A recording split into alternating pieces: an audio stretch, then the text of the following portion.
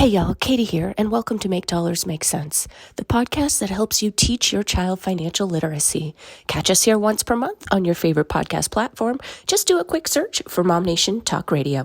Enjoy the show. Hey everybody, my name is Sonya Minus with Team Evo AZ, and this is Make Dollars Make Sense, where we talk about financial literacy. We have an amazing guest here today. This is Wendy Larsen. She is an investment advisor rep. I cannot talk today, but she's going to go over your financial independence number, which is super cool. She's going to go over the big number and then your small number, and it'll really help you find your personalized savings goal, which is always great to have. So I'll let Wendy take that away. For sure. Thank you. I'm excited to be here with everybody today. So yeah, when we were talking about what I felt was important to talk about, the financial independence number goes straight to the top of my list. And really it's, I'm trying to, make it I'm going to make this kind of bite size. So probably if you're listening at the end, you might be like, I don't know everything about this, but hopefully you know something to create curiosity that maybe you want to look into what this means. So, Sonia, you know that people like when we go to college or we maybe take a budgeting class, people are like, oh, how much money should I save every month? Do you think people talk about that, right? Yeah, and I think it ranges so much because there's people at so many different positions in their life, whether they're super young or whether they want to save for trips or they want to save for retirement. So I think they're all at different positions in life. They totally are. And sometimes the problem is we get generic financial advice. I remember a long time ago, I was like 13 or 14 or somewhere in there, and somebody said, if you always just save 10% of your paycheck and you do not spend that, then you're going to be okay. And the problem is if you make, I don't know, $30,000 and you're only saving 10% of that, I don't know that necessarily equals a good life at some point down the road, right? Yeah. And some people want, it changes based on your goals. So one of the things that is a really helpful tool that I use when I'm helping individuals is we calculate a very specific financial independence number. And so there's a few things that go into this number because it's so customized. So we look at how old somebody is and how old they want to quit working.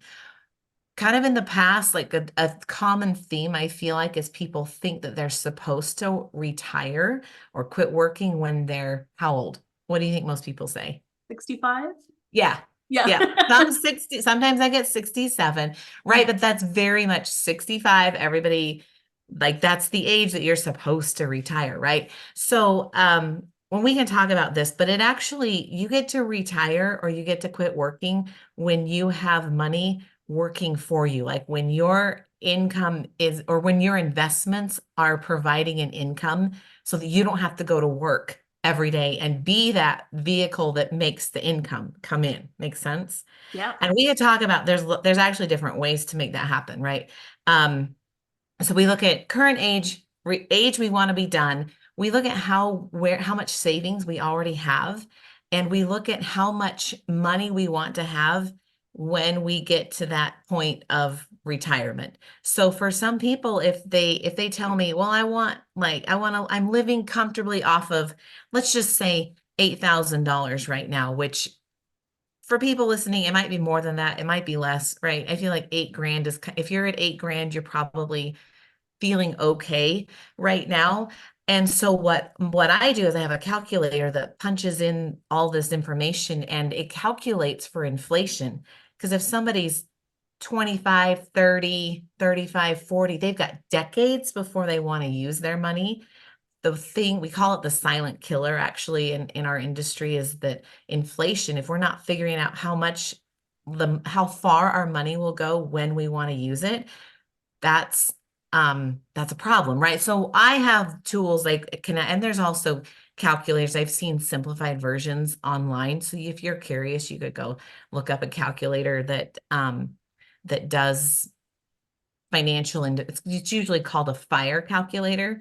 So I see people using those a lot, and it's kind of fun just to get a baseline of what your numbers look at. So here's the other thing. If I after I punch in the numbers, it gives me this really big number that's a lot of times overwhelming. And the ranges that I see on financial independence number is usually for somebody that's like, I don't know, like in their 40s, they're probably around 2 million. That's good. So do people feel good like when they meet with me and I'm like, hey, you gotta like save and invest, like you have to have 2 million before you can like quit working. Are they happy? No, that would scare the heck out of me. I'd be like, you know what? I'm just gonna work until I die. So Right. And that's like the opposite of what I try to do when I meet with somebody is it's helpful to know that this is what we're going for. The other thing also though is it can any one person, probably most regular people, most less moms listening to this, will we ever be able to save? Like if our number is 2 million, will we ever actually make enough money to put our own pennies together or pennies or dollars to equal 2 million?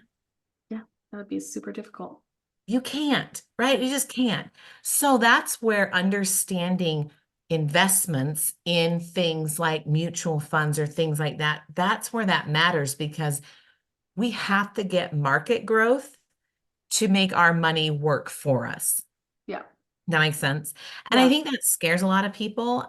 I don't, it's kind of a territory that a lot of people are like, oh, I don't know. I don't know how that works. Some people are like come alive when they learn about like Wall Street and stocks and bonds and the Yeah. S&P 500.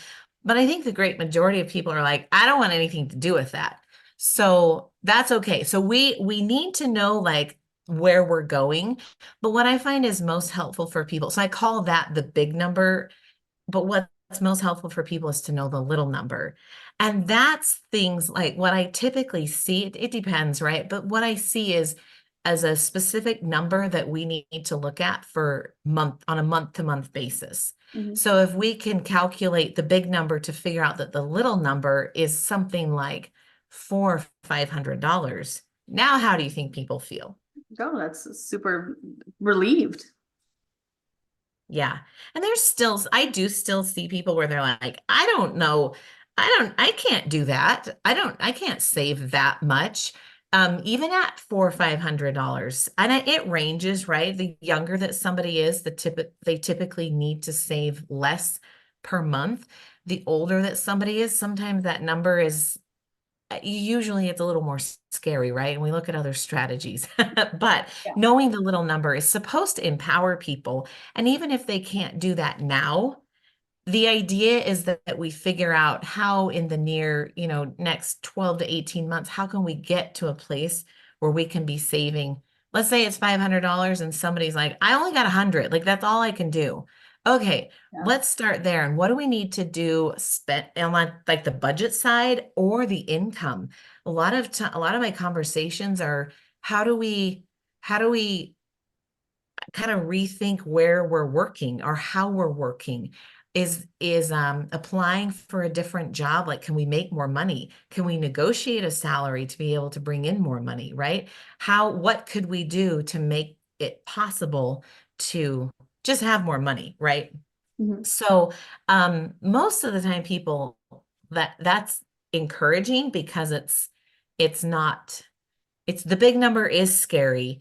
And what's interesting is I actually was just working with a group of college students. So they're like about to graduate or they're grad students about to graduate. And some of their big numbers were 5.5 million, but they're also like 23. Yeah. So compound interest and inflation, Mhm. like it sounds scary, but their little numbers were like it varies, right? But I mean, we're talking like two, three, $400. It gets them there. Yeah. So Which is I kind of think, exciting if you think about it. It's like, okay, if I just save, if you're that young, like my husband started saving for retirement super early. So whenever anybody asks me, like, what's your retirement plan? I just point to him. He is, he is saving. But yeah, it's because it is like and then I didn't get really taught whenever I was younger about, saving for retirement and it's scary, right? Like I Mhm. have, like my husband and I, we worry about both of our fathers. You know, they're Mhm. both in the construction business, one commercial, one Oh, residential, and they're in their 60s and they're still, you they're know, still working. working. And Yeah. it's tough and it's hard to see. And it's like, well, what's going to happen? But that really just it, you know, it's that generational thing where it's like, okay, well, back then, you know, they worked until whatever, until they Oh, couldn't totally. anymore. Hmm. So my husband really thought in his mind early on, like, I'm going to save for retirement. So I'm glad that he Hmm. has that mindset, because man, it's just that to know that if back in my early 20s I could put $200 or $300 away a month and then be good, imagine how much money I'd have now. Right? So And that's actually something that I feel like I call it my soapbox topic, like the yeah, thing that really like just really, I don't know, makes it, it's like the cause. You know, I feel like a lot of people, they just like they get behind a cause. And my cause that I just want to get behind is that kids in their 20s, and then maybe they're not, kids isn't the right word, people in their 20s, because there might then there's probably moms that are that young, right? Listening. So yes. I see you, I hear you, right? You're but you just the different the power that knowing if I just am saving this much month over month, what it does when you're, so I'm 43, and so I'm not like, I don't feel like I'm old at all, but I also feel like if I would have known that 20 years ago, how would things be different? Yeah. They'd be totally different, I say right? it's 2020 all the time. Yeah. Yeah. So I feel like that's like my mission is to make sure that people now, like, the awareness, and I actually feel like that is more, people are more aware of that. I also feel like there's a lot more. So have you heard the term a oh, what do they call it? A gig economy? Have you heard that term I before? haven't, no.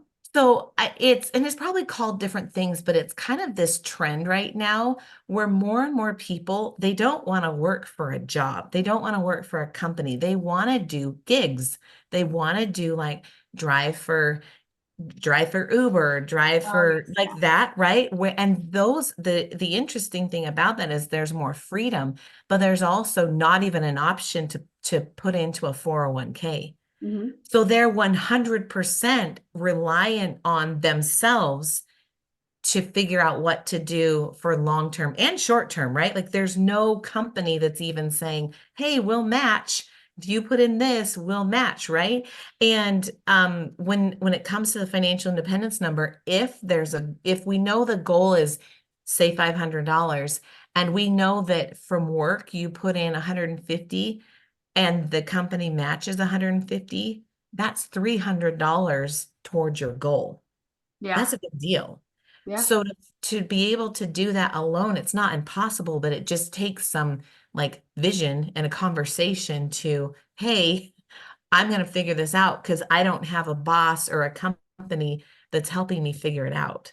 Yeah. Well, that's how it is kind of in real estate, since we're independent contractors technically. Yep. We kind of have to figure that out. And, you know, whenever I first got into real estate and I have my commission, I'm all excited, and then here tax season comes and I'm like, I have to pay taxes.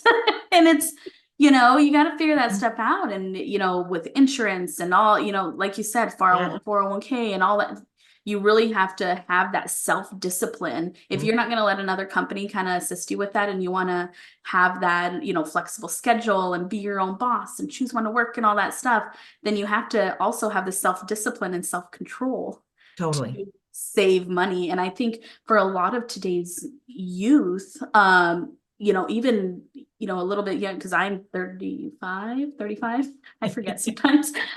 Even for, you know, my age and some younger, maybe under 30, I've seen a lot of them where they're not thinking about like the future. It's just like, hey, like, I'm my own boss. We're full of entrepreneurs. And Yep. yeah, that totally, you know, the gig economy nowadays totally makes a lot of sense with Yeah. people doing Instacart and all of that stuff. Yes. So it Yep. is, it's kind of scary to think about whenever you think about it in the future for all of these people. What's going to happen? You know, Hmm. how are these people going to be? And I And never thought about that before. There's a lot of mindset, and we're not going to go into this, but I see a lot of people being like, well, when I don't even know if the world as it presently exists, or the United States, or the country, or the world. Like, I think there's a lot of things that people are like, I don't know that, I don't know. The future is so unknown. Like, there's so much craziness in the Yeah. world. I don't even know if I'm going to make it. And I think that people 60 years ago also thought that. Yeah. And look, like now, like the world is still standing, like we're still living our life, like our currency still exists. And so, I mean, to prepare with a hopeful mindset, I think is important.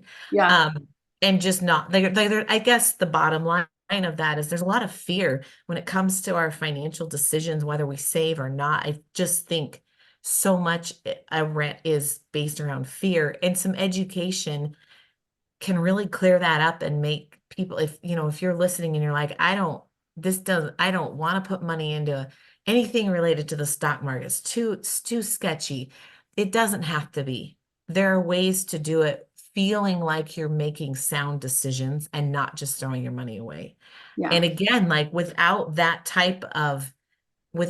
the market helping you, you will never save all of the pennies all on your own. You have to have the market helping you to some extent or another. So Yeah. I wanted to, before we finish, there's another thing I wanted to point out is that when I enter data into the financial independence number calculations, the crazy thing is that it changes if we know that somebody's going to have some kind of income during retirement, like they want to walk away from their job and they Mhm. have something else like a pension, which I don't even like to talk about pensions because they're really not very common, right? But Yeah. Social Security also fits into that category. Mhm. But for younger listeners, you might not even know how to calculate even if you have those things, right? So other forms of income that changes your financial independence number is like real estate income. If you have a property and you have renters and they're paying you, and we know, hey, we're going to have $2,000 coming in when we quit working, guess what that does to the big number and the little number? Oh, it totally shrinks it. That's why we have two homes that I'm like, we want to have a total of five. And so right now we have two. We just want to gain some more because it's just that's one of our tools for financial freedom Yeah. when we retire because we're going to have this amount, but then we do want to travel and stuff to have that supplemental income is Hmm. fantastic. And then also one day, because everybody dies. One day, Hmm. whenever we're gone, then it could go to our kids, and then Yeah, it could be maybe their family home, or maybe it could be their supplemental income. Real totally. estate is such a huge investment tool, and I think a lot Hmm. of people get scared because they hear these terrible stories about these landlords, and they're like, I Hmm. don't want to be like what do they call it, Right. like a slumlord. And Yeah, it's just yeah. like, or I don't want to like have to be like that, greedy landlord. You don't have to be greedy. You could be fair, but also still build your wealth through real estate. Hmm. I get super excited whenever it comes to real estate investments. It makes me happy, and I'll give And you. you're right. Like that's another thing that there's a lot of fear around. And I feel like take some time to educate yourself. And there's so many, like you guys have so many resources about many things, right? Learning, it doesn't mean you have to make a decision or buy an investment property tomorrow. It just means that this is part of our plan, Mhm. right? Other sources of income, when I see people that have business income, they're not working a shop anymore or something, but it's still paying them somehow. They're loosely involved. Or I've even seen this, that some people have some sort of business structure and they sell the business. You have if you're 60 and you sell a business that makes you, I don't like, could be like 50,000, it depends on the business, right? The Mhm. 50,000, 200,000, that also that kind of increase into your life from selling a business or from working a business and the business continues to pay you totally changes all of those numbers, right? So Yeah. when I hear people and they're like, I think it's too late for me, first of all, I say, well, let's figure it out now before you're like dying before we figure it out. Well, then at death, maybe it doesn't matter except for your family, but still like figuring it out, it's okay. Like there's answers. There's things that we can do. I tell people I'm not a magician. Like I can't like make money appear, right? But there are strategies you can utilize to just see what do we got to do to make to figure it out sooner rather than later. Yep, So yeah. absolutely. So I mean that's kind of like a really, really basic overview that knowing your numbers is huge. Knowing what could influence your numbers is kind of a like that's a backup. Like and not a backup. That's like it's just options. Mhm. And just having that awareness in your day-to-day budget and planning for the week or the month and even the next 5 years. I just think that's huge for moms need that. Like they not leaving it to a spouse or hoping somebody else figures it out. Not that you can't work together if you're married and have a spouse, right? But no knowledge is in this case, knowledge really is powerful to just know what you're doing. So Yep. yeah, that's kind of my financial independence number in a In a nutshell. nutshell.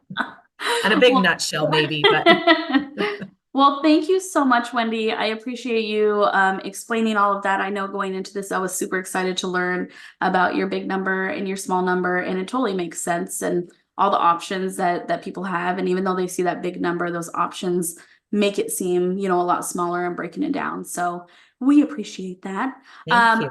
But we have, if you guys love this show, then make sure to check out on whether we have a podcast, and you can go to whatever your favorite podcast listening, app is, and then just type in MOMnation Talk Radio, and you can find us there, or go to YouTube, and our YouTube handle is going to be MOMnation USA. We have tons of amazing videos for you guys to take a look at. But thank you so much, Wendy. I appreciate you joining us. Oh, go ahead. Sorry. I wanted to add that I also have a gift for all the moms listening. I Yeah, I have forgot about a that. I have a 7 tips for parents. And I think it's so important. Like what we've talked about is very linear and you'd save this and it equals this, right? But so much about money comes from generations and what we've been taught. And if you look at your grandparents or your parents and you don't love what you saw in their lives and you want to make some shifts, these 7 things are they're good things to just bring awareness to what you're doing with your family and your kids and the conversations you have for them. So I'm sure that the link will be around in all the places, right, We'll Sonia? post it in the description. Yes. Yeah. So make sure you go check that out too. Well, thank you so much, Wendy. I appreciate it. Thank you for giving that gift to our viewers or listeners. And we will see you guys next time. Yeah. Thank you. Bye. Thank Bye. you.